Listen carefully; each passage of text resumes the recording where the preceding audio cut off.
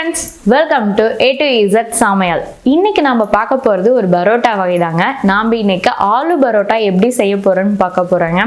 ஆலு பரோட்டா அப்படினா கொஞ்சம் வித்தியாசமான முறைதான், ரொம்பவும் நல்லா இருக்கும், டேஸ்டாவும் இருக்கும். இது குழந்தைகளுக்கு செஞ்சு கொடுத்தீங்கன்னா ரொம்பவே விரும்பி சாப்பிடுவாங்க. சோ இன்னைக்கு இந்த ஆலு பரோட்டாவை நம்ம இன்னைக்கு எப்படி செய்யறதுன்னு பார்க்கலாங்க. வாங்க வீடியோக்குள்ள போகலாம். ஆனா அதுக்கு முன்னாடி இப்பதான் நீங்க இந்த சேனலை புதுசா பாக்குறீங்கன்னா கண்டிப்பா இந்த சேனலை சப்ஸ்கிரைப் பண்ணிக்கோங்க, கூட ஒரு பெல் ஐகானையும் பிரஸ் பண்ணிக்கோங்க. ஓகே ஃப்ரெண்ட்ஸ், வாங்க இப்போ வீடியோக்குள்ள போகலாம்.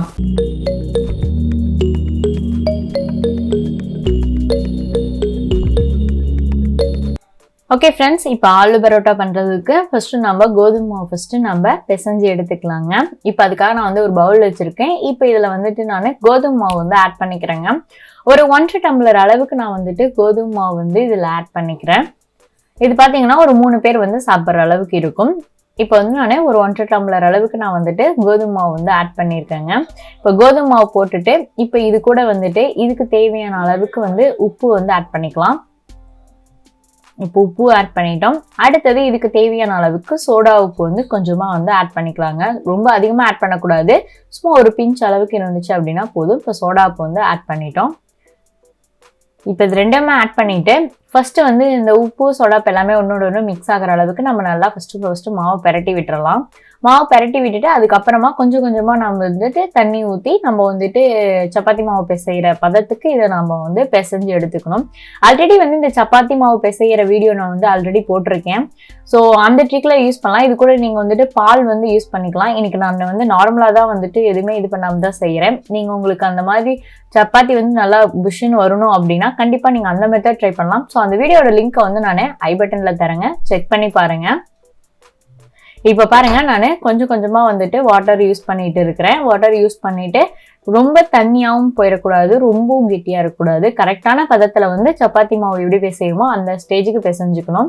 இப்போ இந்த மாதிரி மாவெல்லாம் பிசைஞ்சிட்டு இப்போ இது கூட வந்துட்டு நான் ஆயில் வந்து கொஞ்சமாக ஆட் பண்ணியிருக்கேன். இப்போ ஆயிலும் விட்டுட்டு இப்போ இதை நல்லா நம்ம பிசைஞ்சு விட்டுடலாம். பிசைஞ்சு இதை வந்து நம்ம ஒரு 1 hour வந்து நல்லா ஊற விட்டுடலாம். ஊறிட்டு அதுக்கப்புறமேட்டு பார்த்தீங்கன்னா நல்லா சாஃப்டாக இருக்கும். ஸோ சாஃப்டாக இருக்கும் போது நம்ம எடுத்து சப்பாத்தி போட்டோம்னா ரொம்பவே நல்லா இருக்கும். நீங்கள் நார்மலாக செஞ்சீங்க அப்படின்னாவே எந்த அளவுக்கு நீங்கள் மாவு ஊற விடுறீங்களோ அந்த அளவுக்கு வந்துட்டு சப்பாத்தி வந்து நல்லா சாஃப்டாக கிடைக்குங்க. இப்போ இதை நல்லா பிசைஞ்சிட்டு இப்போ இதை நம்ம நல்லா ஊற வைக்கலாம். ஒரு 1 மணி நேரம் கழிச்சு இதை நம்ம எடுத்து பார்க்கலாங்க. இப்போ பாருங்க, நான் நல்லா பிசைஞ்சிட்டேன். இப்போ இதை வந்துட்டு ஒரு 1 hour கழிச்சு இதை ஓப்பன் பண்ணலாம். அது வரைக்கும் இது ஒரு கிளாத்தோ இல்லை ஒரு பிளேட்டோ போட்டு மூடி வச்சிடலாங்க. இப்போ வந்துட்டு உருளைக்கிழங்கு வந்து நம்ம உள்ள ஸ்டஃபிங் கொடுத்து தான் இதை வந்து செய்ய போகிறோம் ஆலு பரோட்டா. அதுக்காக வந்து நம்ம உருளைக்கிழங்கை ஃபஸ்ட்டு நல்லா வேக வச்சு எடுத்துக்கணும். அதுக்காக நான் இன்னைக்கு ஒரு 4 உருளைக்கிழங்கு வந்து எடுத்திருக்கேன். இப்போ உருளைக்கிழங்கு வந்து 2ஆ வந்து நான் கட் பண்ணிக்கிறேங்க. இது குக்கரில் போட்டு நீங்கள் ஒரு 3 விசில் விட்டீங்க அப்படின்னா போதும், உருளைக்கிழங்கு வந்து நல்லாவே குக் ஆயிரும். இப்போ நான் நல்லா வாஷ் பண்ணிட்டு இதை அப்படியே வந்துட்டு குக்கரில் போட்டு நம்ம எடுத்துடலாம். இப்போ பாருங்க, தோல் உரிச்சிட்டேன். இப்போ இந்த 4 உருளைக்கிழங்கையும் நான் நல்லா வேக வச்சு எடுத்திருக்கேன், தோல் உரிச்சு எடுத்துட்டேன். இப்போ இதை வந்துட்டு ஒரு பவுலில் போட்டுட்டு இப்போ இதை நம்ம நல்லா மசிச்சு வந்து எடுத்துக்கணுங்க. இப்போ கையால் கூட நீங்கள் மசிச்சுக்கலாம், இல்லை அப்படின்னா நீங்கள் வந்துட்டு மசிக்கிற அந்த ஸ்பூன் இருந்துச்சுன்னா அது மூலியமாகவும் மசிச்சுக்கலாம். கையால் மசிக்கிறது ரொம்ப ஈஸி, ஏன்னா கட்டி விடாமல் ஈஸியாக நம்ம மசிச்சு எடுத்துக்கலாம். இது உருளைக்கிழங்கு நல்லா வெந்துருந்துச்சு அப்படின்னா தான் ஈஸியாக நம்மளால மசிச்சு எடுத்துக்க முடியுங்க. இப்போ பாருங்க, உருளைக்கிழங்கு எல்லா உருளைக்கிழங்கையும் நம்ம வந்துட்டு நல்லா மசிச்சு எடுத்துருக்கோம். இப்போ இந்த மாதிரி நல்லா மசிச்சு எடுத்துட்டோம். இப்போ இதை வந்துட்டு நம்ம லைட்டாக வந்து வதக்கி எடுக்க போகிறோம். இப்போ அதுக்காக வந்து நான் ஒரு கடாய் வந்து வச்சுருக்கேன். இப்போ இந்த கடாயில் வந்து கொஞ்சமாக வந்துட்டு ஆயில் வந்து ஆட் பண்ணியிருக்கேங்க. இப்போ ஆயில் வந்து நல்லா ஹீட் ஆகுது. இப்போ இதில் வந்துட்டு நான் ஜீரகம் வந்து ஆட் பண்ண போகிறேன். சும்மா ஒரு 1/2 ஸ்பூன் அளவுக்கு ஜீரகம் நல்லா மணமாக இருக்கும், அதுக்காக ஜீரகம் வந்து ஆட் பண்ணியிருக்கேன். இப்போ ஜீரகம் போட்டதுக்கு அப்புறமா இது கூட நம்ம பெரிய வெங்காயம் வந்து ஆட் பண்ணிக்கிறோம். பெரிய வெங்காயம் பார்த்தீங்க அப்படின்னா 2 பெரிய வெங்காயம் வந்து நான் கட் பண்ணியிருக்கேன். ரொம்ப சின்ன சின்னதாக கட் பண்ணியிருக்கோம். ஸோ நல்லா சின்னதாக போடும்போது சாப்பிட்றதுக்கு ரொம்பவே நல்லாயிருக்கும், அதனால் சின்னதாக நான் கட் பண்ணியிருக்கேன். இப்போ வெங்காயம் போட்டுட்டு இதை வந்துட்டு நம்ம நல்லா கிளறி விடலாம். இப்போ வெங்காயம் பார்த்தீங்க அப்படின்னா நல்லா குக் ஆகணும். இப்போ வெங்காயம் போட்டுட்டேன். இப்போ இதை நல்லா நான் பெரட்டி விடுறேன். இப்போ இது கூட வந்துட்டு 1 ஸ்பூன் அளவுக்கு இஞ்சி பூண்டு விழுது, 2 கலந்து 1 ஸ்பூன் அளவுக்கு நான் இஞ்சி பூண்டு விழுது வந்து எடுத்திருக்கேன். இப்போ இதையும் வந்து இதில் போட்டுட்டு நல்லா நம்ம வதக்கிக்கலாம். இஞ்சி பூண்டுடைய பச்சை வாசனை வந்து போகணும். இஞ்சி பூண்டுடைய பச்சை வாசனை வந்து போயிடுச்சு. இப்போ இது கூட வந்துட்டு ஒரு பச்சை மிளகா, கொஞ்சமாக கறிவேப்பிலை வந்து கட் பண்ணி போட்டிருக்கேன். பச்சை மிளகா வந்துட்டு ஒரு 2லேருந்து 3 வரைக்கும் நீங்கள் ஆட் பண்ணிக்கலாம். நான் 1 ஆட் பண்ணியிருக்கேன். இதில் வந்து வரமிளகாத்தூள் பார்த்தீங்கன்னா 1 ஸ்பூன் அளவுக்கு வரமிளகாத்தூள் வந்து ஆட் பண்ணியிருக்கிறேன். 1/4 ஸ்பூன் அளவுக்கு கரம் மசாலா வந்து ஆட் பண்ணியிருக்கேங்க. அடுத்தது கொஞ்சமாக வந்துட்டு மஞ்சள் தூள் வந்து ஆட் பண்ணியிருக்கேன். இது வந்து காரத்துக்கு தகுந்த அளவு தான். உங்களுக்கு எந்த அளவுக்கு ஸ்பைசஸ் வேணும் அப்படிமோ அதுக்கு தகுந்த அளவுக்கு நீங்கள் வந்துட்டு கூட்டவோ குறைக்கவோ செஞ்சுக்கலாம். இப்போ இது எல்லாத்தையும் போட்டுட்டு இப்போ இதை நம்ம நல்லா பிரட்டி விடலாம். இப்போ இது பார்த்தீங்கன்னா இஞ்சி பூண்டு விழுது, இந்த வரமிளகாத்தூள் இது எல்லாமே வந்துட்டு ரொம்பவே டேஸ்ட் கொடுக்கும், ரொம்பவும் நல்லா இருக்கும். இப்போ இது எல்லாத்தையும் நல்லா வதக்கி விட்டுட்டு இப்போ இது கூட வந்துட்டு மசிச்சு எடுத்து வச்சிருக்கோம் இல்லையா உருளைக்கிழங்கு, அந்த உருளைக்கிழங்கு வந்து இது கூட நம்ம ஆட் பண்ணிக்கிறோம். இப்போ பாருங்க உருளைக்கிழங்கையும் போட்டுட்டு உருளைக்கிழங்கும் வந்து நல்லா ஒன்னோட ஒன்று நல்லா மிக்ஸ் ஆகிற அளவுக்கு இதை நம்ம பிரட்டி விடுறோம். இப்போ இது கூட வந்துட்டு நான் உப்பு வந்து ஆட் பண்ணிக்கிறேங்க. உப்பு பார்த்தீங்கன்னா நம்ம ஆல்ரெடி கோதுமை மாவுலேயும் வந்து உப்பு ஆட் பண்ணியிருக்கோம். ஸோ இதுக்கு தகுந்த அளவுக்கு மட்டும், இந்த உருளைக்கிழங்கு தகுந்த அளவுக்கு மட்டும் உப்பு ஆட் பண்ணிக்கணும், அதிகமாக ஆட் பண்ணிக்கூடாதுங்க. இப்போ உப்பு எல்லாத்தையும் போட்டுட்டு நல்லா இதை வந்துட்டு நல்லா ஒன்னோட ஒன்று நல்லா மிக்ஸ் ஆகிற அளவுக்கு நம்ம நல்லா பிரட்டி விட்டுறோம். ஏன்னா அந்த வரமிளகாய் தூள் இது எல்லாமே வந்து உருளைக்கிழங்கு எல்லா இடத்துலையும் வந்து நல்லா வந்து ஒட்டி இருக்கணும், அப்போ தான் வந்துட்டு டேஸ்ட் கொடுக்கும். இப்போ பாருங்கள் நல்லாவே நம்ம பிரட்டி எடுத்துட்டோம். இப்போ இது கூட வந்துட்டு கடைசியாக கொத்தமல்லி தழை வந்து கொஞ்சமாக போடுறேன். இப்போ கொத்தமல்லி தழையும் போட்டுட்டு இப்போ இதையும் வந்து நம்ம நல்லா பிரட்டி எடுத்துடலாம். இப்போ பாருங்க அவ்வளோதான், நம்மளுடைய ஸ்டஃபிங்கான உருளைக்கிழங்கு வந்து இப்போ ரெடியாக இருக்குது. இப்போ இதை நம்ம சப்பாத்தி மாவில் வச்சு ஸ்டஃபிங் பண்ணி நம்ம ஆலு பரோட்டா எப்படி செய்யறதுன்னு பார்க்க போகிறோங்க. இப்போ அது எப்படி செய்யறதுன்னு பார்க்கலாம். இப்போ பாருங்க நம்ம கோதுமை மாவு வந்துட்டு நல்லா பிசைஞ்சு எடுத்து வச்சுருந்தோம். இப்போ இதை நான் ஒரு 1 hour கழிச்சு ஓப்பன் பண்ணுறேன். இப்போ இது வந்து நல்லா வந்துட்டு சாஃப்டாக வந்துட்டு ரெடியாக இருக்குது. உங்களுக்கு பார்க்கும் போதே தெரியும் மாவு வந்து பார்த்தீங்கன்னா நல்லா சாஃப்டாக இருக்குது.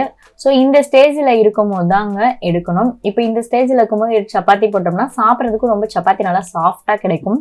இப்போ இதை வந்து சின்ன சின்ன உருண்டைகளாக நம்ம பிடிச்சு எடுத்துக்கலாம். இப்போ உருண்டையும் வந்து பிடிச்சாச்சு.